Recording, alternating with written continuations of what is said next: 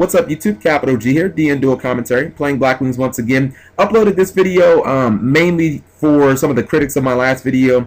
This just happened yesterday, so the timing couldn't have been better. I've got an opening hand of Bora, Shura, Sirocco, Icarus Attack, Silent Morning. Going second with this hand is like, going first would have been a lot better. My opponent's playing Harpies. He's going to summon Harpy Chandler, again, the best card in the deck. He's going to pitch Baby Dragon, and he's going to get another Baby Dragon, which means I'm probably looking at a rank 7 Exceed turn 1, probably Draco Sack, so I'm already kind of under the gun. Anyways, a lot of people thought that I wanted Harpies to be like uber broken, like, oh my god, it's like Dragon. No, I don't want it to be like stupidly broken or anything. I just want it to be able to be like a high tier 1 deck, or like on tier 1, you know, be a deck that is like really good and consistent, to have the same amount of options that decks like Mermail and Glad Beast and Blackwings have, and, you know, yada yada yada.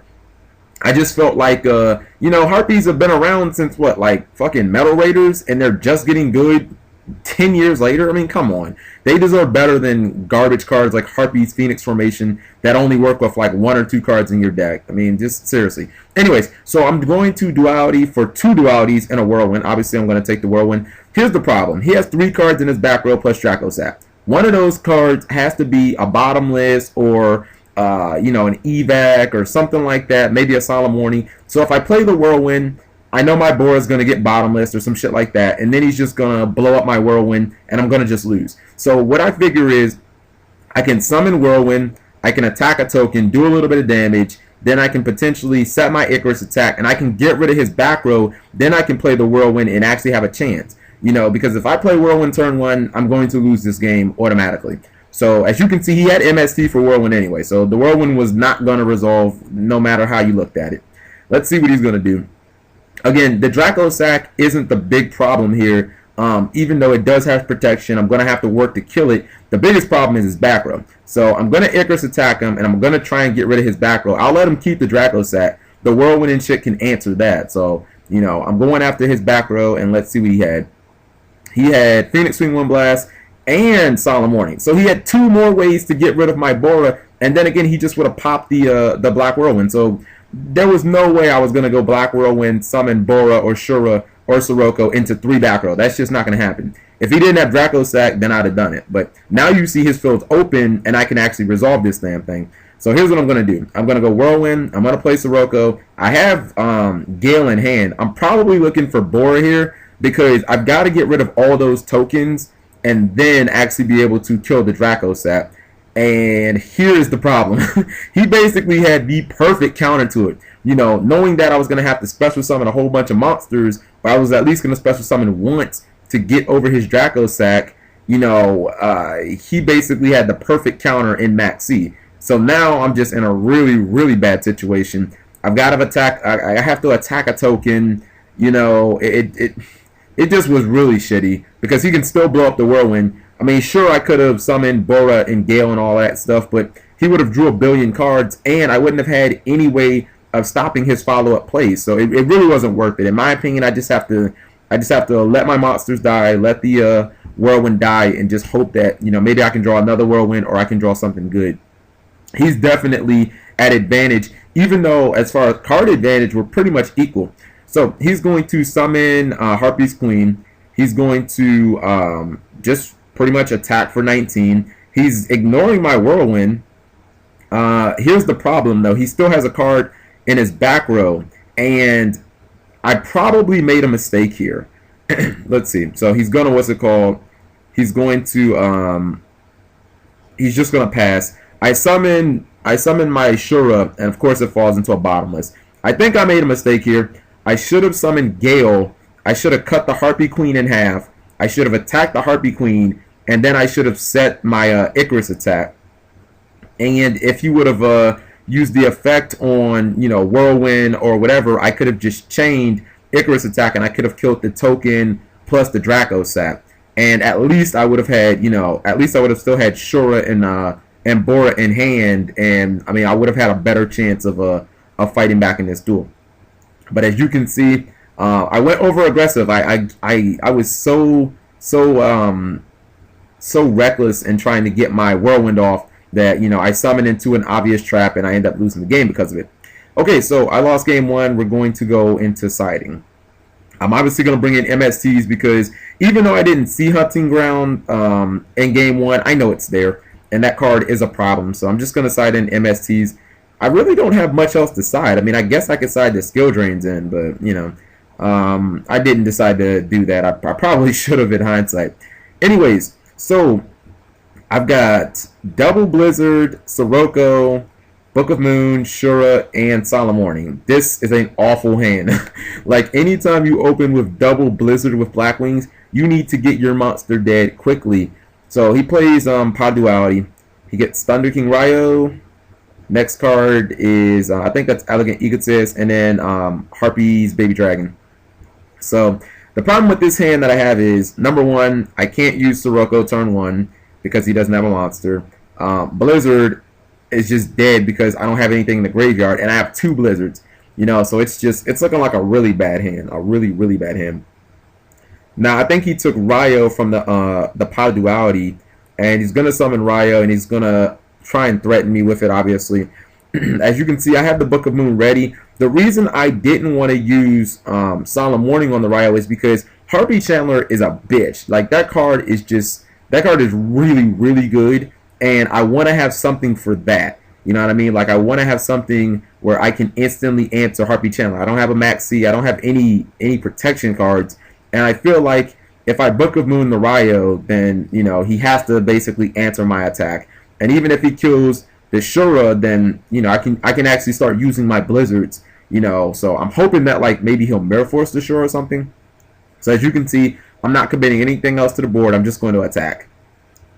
I'm threatening the Thunder King Ryo. He plays Phoenix Wing Windblast. So, but he what's it called? He pitches Zephyros. That was like the perfect card to pitch. I summon Sirocco. He has no response. I was kind of hoping he would, like, Bottomless it or something. Like, please waste Bottomless on this shitty card. I'm going to just set Bottomless Trap Hole and pass turn. And let's see what he's going to do now. He still has 2 cards in his back row. This is what makes Harpies such a good deck. Like, why the deck can be competitive is, you know, the back row in this deck, it kind of mimics Blackwings. Here's one of the things that sucks. He's able to activate, since I booked his Ryo, he's able to activate all these damn searching cards, the Historic Sign and the Elegant Egotist and all this other crap. So, not to mention, since Historic Sign just sits there on the field, then he can obviously, he can obviously bounce it for Zephyros. Now, the reason that I use Solemn Warning the second that he summoned and I didn't wait for him to use the effect is, I kind of had a sneaking suspicion that he might have had Icarus attack. And if he Icarus attacks me, I'm done. Like, you basically just call the game right now. I mean, I've got two Blizzards. I mean, what the hell is that gonna do?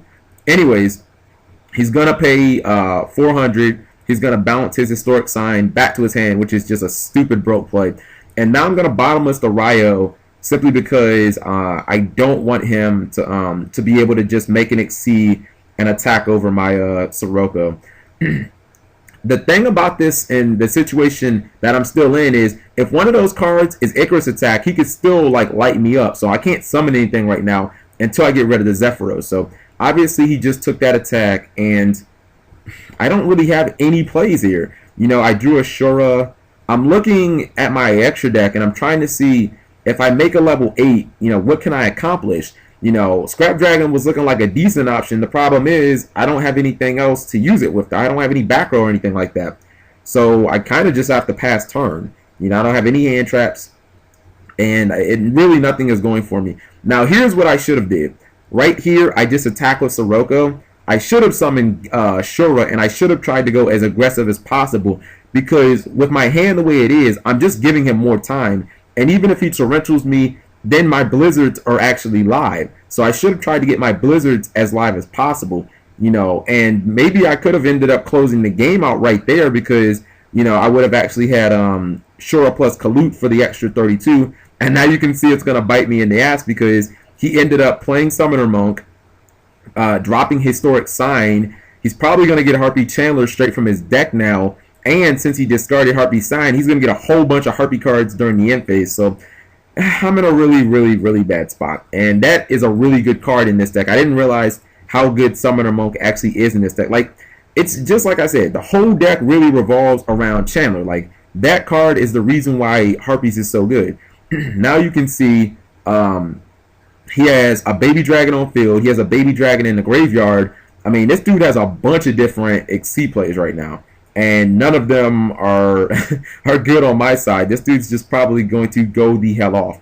He's going to summon another Harpy Lady, and I would imagine now he's going to try and do some XC plays. The one thing he does have to play around is he does have to play around the Kalut, obviously. So he's going to go into a rank 7, and he's going to make Big Eye. So obviously he gets to just straight up snatch steal my Sirocco, which is never good for me. But he still has Monk on board and the other Harpy Lady. So he's going to go into another XC. This time he's going to go into rank 4. And this deck has a lot of good options. You know what I mean?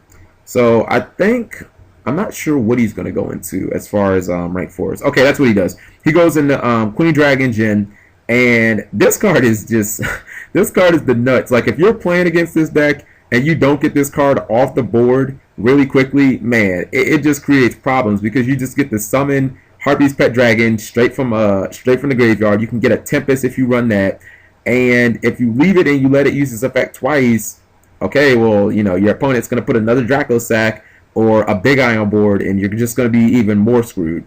So I have 1,800 life points, and I'm in a position to where he probably has something like, he hasn't used any powerful traps yet.